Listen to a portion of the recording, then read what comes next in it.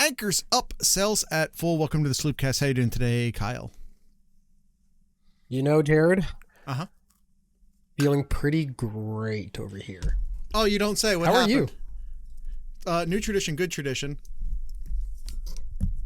Wine this time?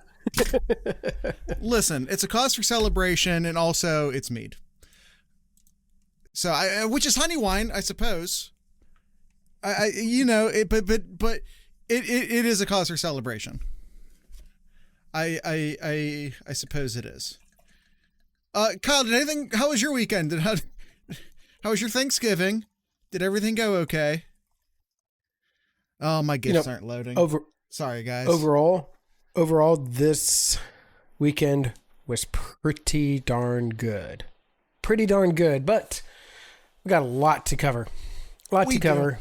With all the fun and all the shenanigans, we do have a job, as much as you can call podcasting a job, to do. So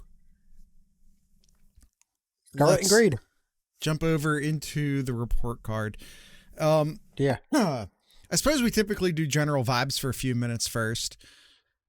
Other than just good and great and satisfying and removing of a monkey from the back. I mean, general thoughts on the game, Kyle. I mean, general thoughts. It was, including myself, I was personally just very worried at the start. They got off 3 points with a couple of big plays to get them in the field goal position, and then Ohio State, a couple plays later, gifted them an interception, which then the defense stood their ground again to only let them get a field goal there. So I think a lot of Buckeye fans, including myself, raising my hand here, were very worried. Like, oh no, here we go again. But after that point, after that saying interception, Buckeye settled down, and everything was good afterwards. Then I felt like everything since then, Ohio State was in complete control, absolutely complete in control. And you look at all the stats, you look at all the numbers here. Like, I'll just say it. Whatever. It was just a downright ass kicking, Jared. Yeah. In their home field too. Yeah. Spikes says stopping them after the pick was a sign they were. How many? I'm gonna wait until we're at least 5 minutes in because of weird YouTube rules before I pronounce screwed. Thank you, Spikes. But yeah, the defense really came through. Defense had a bad first drive, which was a thing Ohio State did during the first half of the season a lot. I think we've kind of forgotten about that, where the defense would kind of spot the other team at the first drive. Again, we haven't seen them do that. Really, it was 2 plays. Yeah, kinda. But if you're an Ohio State fan and you had watched Michigan run all over Ohio State for the past couple years, it didn't really feel that way. And losing Jordan Marshall was huge for Michigan. I think that needs to be said. And he did come back and play another drive later. But he wasn't quite all there. And Cudzel's a good back, but he's no Jordan Marshall. So that was obviously a big blow for them. They had a lot of personnel issues. I was going to say injuries, but at least 2 of the guys, I'm not exactly sure. There's not a whole lot of clarity as to why exactly they were missing, but we won't get into that.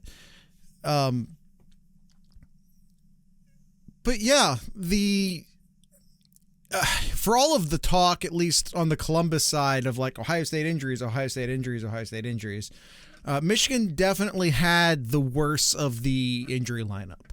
They've been without their starting left tackle for a month, without arguably the best running back through the first 2 months of the season, without, for the first 2 months, Jordan Marshall, who's a very good running back, for a few weeks. And again, he played for a drive in this game. He obviously wasn't obviously wasn't up for it. And I say all of this not to, yes, exactly, Spikes. I say all of this not to like make an excuse for Michigan.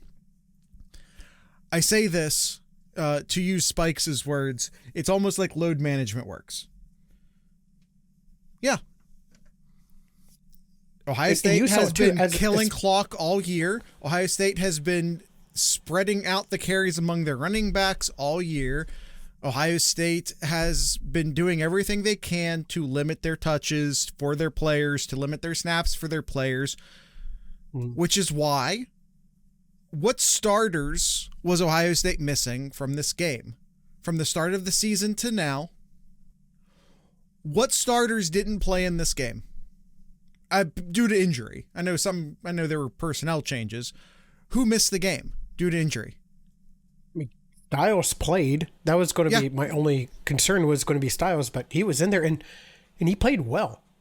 He played well. He played very well. Game. 0. Yeah. Ohio State was missing nobody from week 1 due to injury. So if you're wanting Ohio State to run up the score more, or if you're wanting Ohio State to put up more stats, I'm going to go into that deeper as when we get to it on our grading. I mean through the season, not this game, not scores or stats for this game. I mean through the entire season. This is why Ohio State is almost completely, is as healthy as a team can be at the end of a regular season. Because Ohio they were State putting teams away, because you saw the backups, because they were doing rotation, because they have the depth and the talent to do that rotation effectively. And you saw that especially in that second half, especially like from halfway in the third quarter till the rest of the game.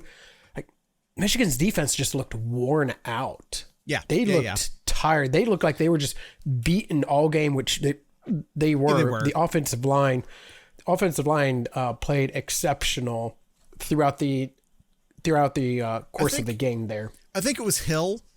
I think it may have been during the course of Ohio State's 20-play drive. It may not have been. But it was definitely late in the game where they got a good jump on a play, and one of their players, I think it was Hill, got like a TFL. Got the running back a yard or two behind the line of scrimmage. And there just was no celebration on their part. And they were worn out. They just sort of got up and got back and, got ready for the next play. They were spent. They were done. It was over. You know what I mean? If you get a big TFL like that, I mean, the game was out of reach at that point as well, obviously, but they were spent, and it was really nice to be on the other side of this, because if you watch that 20-minute drive, that 20-play, what was it, 14-minute drive? Yeah. Yeah, it really felt. It was really nice to be on the other side of that, because it really felt like that drive has happened the past few years. But Ohio State was on the ass side of it in the past few years. I just wish that ended up being a touchdown. 12 minutes, 20 plays. Yeah. 20 plays, 81 yards, 11:56, which they started the drive with 4:59 left in the third quarter. And then it was 8:10 left in the fourth quarter. So about halfway through in the fourth quarter when they kicked the field goal, then just absolutely that was a man's drive. That was like an Army drive. Just absolutely just eating up the clock. Listen, Ryan Day won't say it, but I'll say it. That's the type of drive that a tough team puts together. Yeah. That is a tough team drive. Should we get into the gradings here? Let's get into the grading. All right, game plan, Jared. Game plan. I'll let you start it off. Offensive game plan, I have no complaints. Obviously it didn't start great. First two throws were an incompletion and an interception. But to the credit of everyone involved, and this might be more of a for the second grade, but I think what they did as far as a game plan was concerned is they just did their game plan. They didn't come into the game with an agenda other than an agenda to win, which I don't think was the case the past couple of years. And it worked. A+. Yeah, A+, absolutely. Yeah, rough start for the first couple of series there. Learn from those mistakes there, and then since that game there, or since that quarter, since that first half there, or first two drives, like Ohio State just absolutely dominated. Like looking at all of the quarters here, like the second quarter or the first quarter, Michigan had 85 yards. Well, I guess we're talking about the offense here. So Ohio State 85 yards in the first quarter, and then they settled down. 136 yards in the second quarter, 120 yards in the third quarter, and then they just took off the gas and was just wasting clock in the fourth quarter, and they just had 78 yards in the fourth quarter there. And that was by design. And that was by design. They did exactly what Michigan did to them last year, and that was holding on to the ball, like not giving them a chance to try to somehow squeak in another touchdown to make it closer. They said, no, we're just gonna squeeze this clock out. 40 minutes and 1 second. Yeah.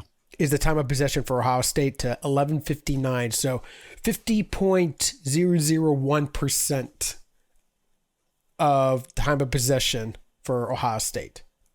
Kyle, this is the first time This is the first time I'm looking at the show notes. Kyle puts together the show notes. This is the first time I'm looking at the quarter by quarter breakdown. If you would have told me, I'd have said Ohio State lost the first quarter, but won the second, third, and fourth quarters. And looking at this, they tied the first quarter. I mean, obviously Michigan scored more points, right? Like it was 3-6. Okay. Obvious. But total yards exactly the same. Rush average, Michigan has an edge. Rush yards, Michigan has an edge. Pass yards, Ohio State has the edge. But Michigan still went 0 for 3 on third downs, even in the first quarter, which would have been their best quarter. Like I feel like anyone would have told you Michigan's best quarter was the first quarter in that game. Yards per play, they only had a slight edge over Ohio State. Ohio State had more plays. And really the key here and why Ohio State didn't get into some huge hole is what we've seen out of Ohio State for the past, I mean, not 12 games, the past 15 games. Red zone defense. That red zone defense was key. Both teams in the first half had 3 scores. The difference being is that Michigan settled for field goals all 3 times, and Ohio State got into the end zone twice. That was the key through the first half. In-game coaching.